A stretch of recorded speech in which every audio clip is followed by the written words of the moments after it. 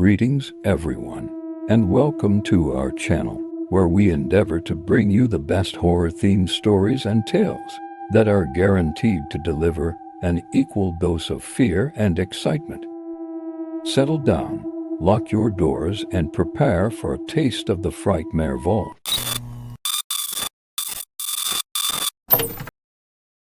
The Surgeon's Secret. Eager to get indoors, Dr. Nathaniel Cole gripped the steering wheel of his car, his breath fogging the windshield as he navigated the slick streets. He was one of the best, a renowned surgeon with a steady hand and a sharp mind. But tonight, the whiskey in his veins dulled that sharpness. He shouldn't have driven, he knew better. But the weight of the day pressed down on him, and the drink had been a momentary release. The headlights came out of nowhere. A flash of movement, the sound of crunching metal and shattering glass. The world flipped, then darkness. When he woke, his body was broken, his hands trembling and bandaged. The doctors told him what he already knew. His surgical career was over. The nerves in his hands had been irreparably damaged. No more cutting. No more saving lives. He was discarded, forgotten, drowning in self-loathing as the world moved on without him.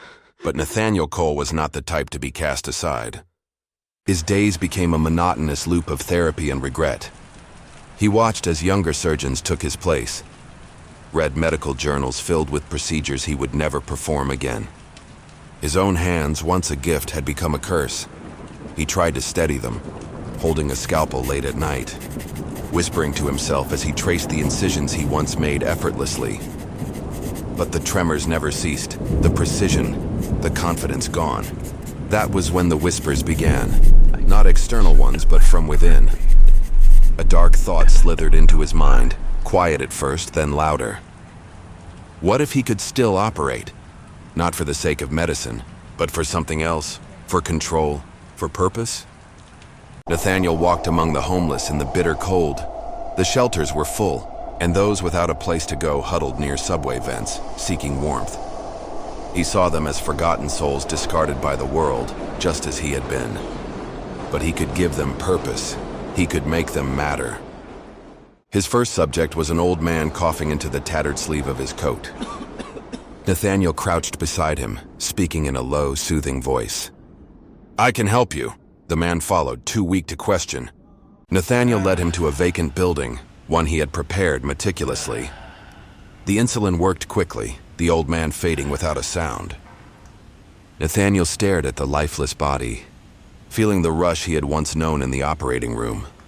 He retrieved his scalpel, his hands trembling only slightly.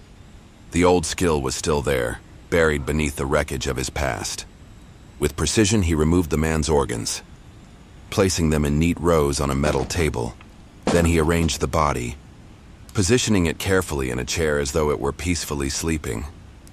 Before leaving, he tucked a small note into the man's coat. "I tried to save them." And then came another, a young woman barely in her 20s, already hollow-eyed with the despair of the streets.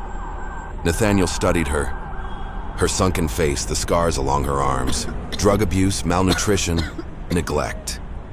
He took her too, whispering reassurances as she slumped into unconsciousness. This time, he tried something new. He positioned her on a park bench, head resting on her hand, eyes forever gazing at the sky. He perfected his work. Over time, his methods grew more refined, more daring. The city remained oblivious until Claire Evans started looking. Claire Evans had covered crime in New York for a decade, but something about these deaths unsettled her. Homeless people vanished all the time, but their bodies never turned up in such deliberate displays. The police brushed it off, but Claire saw the pattern, the way they were posed, the way their clothes were arranged just so, the notes always the same. She compiled names, tracking their last known whereabouts. Some had mentioned a kind doctor before disappearing. She dug deeper, following rumors through the city's underbelly. The more she uncovered, the more the shadow of something sinister loomed over her. She visited the morgue, poring over coroner reports. No signs of violence, just overdoses, neat incisions, clean removals. She traced timelines, mapped locations. She was getting close, and Nathaniel knew it. Claire began keeping a journal, recording every detail she discovered. Her apartment walls became a chaotic collage of photographs, timelines, and missing persons reports. She spent sleepless nights rereading medical texts, looking for a connection. The notes left on the bodies haunted her. I tried to save them. What did it mean? A plea for redemption? A taunt? Or something else entirely? Nathaniel had been watching Claire longer than she realized. He admired her persistence, her tenacity, but she was too close. The wrong kind of attention could ruin everything. One night, she left her office late, the weight of exhaustion pressing down on her shoulders. As she walked toward the subway, she felt it, that prickling sensation at the back of her neck. Someone was watching. She quickened her pace, ducking into a nearby diner. The bell above the door jingled softly as she slipped inside, sliding into a booth. She didn't notice the man who entered after her. Taking a seat at the counter, he ordered a coffee, his gloved hands resting on the surface. Nathaniel sipped his drink, watching her in the reflection of the metal napkin dispenser. She was meticulous, clever, but she wasn't untouchable. Claire woke strapped to a cold metal table. Her wrists and ankles were bound, her heart hammering in her chest. Nathaniel stood over her, his expression calm, surgical mask in place. "You were getting too close," he murmured, selecting a scalpel from a tray of gleaming instruments. "I couldn't allow that." Claire struggled, but it was useless. The room smelled of antiseptic, and in the dim light, she could see the remnants of his previous work photographs of bodies, notes meticulously written.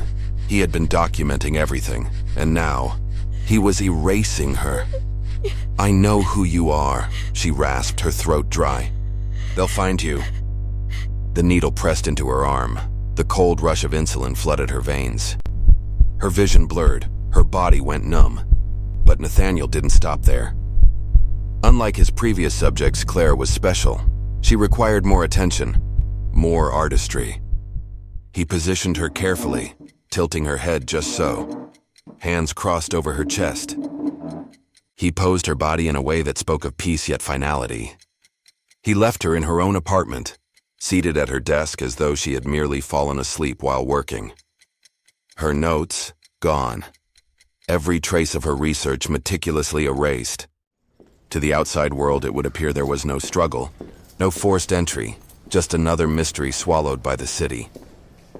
Claire Evans was soon found by the police in her apartment. Her laptop was missing and her walls now bare. The only evidence of her work was the half-written article left on her notepad on the desk, a ghost of a story that never reached completion. Nathaniel Cole disappeared, slipping into the city's shadows like a ghost.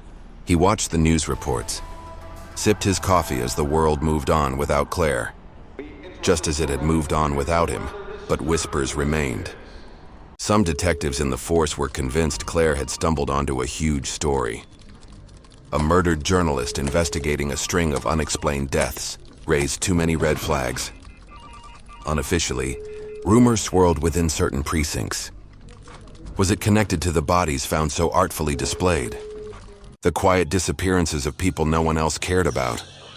Weeks turned into months. The homeless spoke in hushed voices about a doctor who walked among them, promising salvation only for those who followed him to never return. Some avoided the offer of help altogether, warning each other of the dangers of a stranger's kindness. Nathaniel, however, was careful. He adapted. His methods became more sophisticated. He chose his victims more meticulously, avoiding the attention that had nearly undone him. The urge to continue his work never left him. Each time he prepared his instruments, each time he positioned a new subject, he felt the same satisfaction, but there was something different now. A whispering paranoia in the back of his mind, a subtle nagging sense that someone somewhere was still watching. One evening, as he sat in a quiet diner enjoying a cup of coffee, a man slid into the seat across from him. Nathaniel tensed, fingers curling around his cup. The man, dressed in an unremarkable gray suit, studied him for a long moment before finally speaking. "You've been careful," the stranger said, "but not careful enough." Nathaniel didn't react, didn't flinch, but a slow dread crept over him. The man set a newspaper on the table. The headline read, "Mysterious disappearances continue. Is there a pattern?" Beneath it, a photo of Claire Evans, the last known image of her, taken before her murder. "We'll be watching you," the man murmured before rising from his seat and disappearing into the crowd.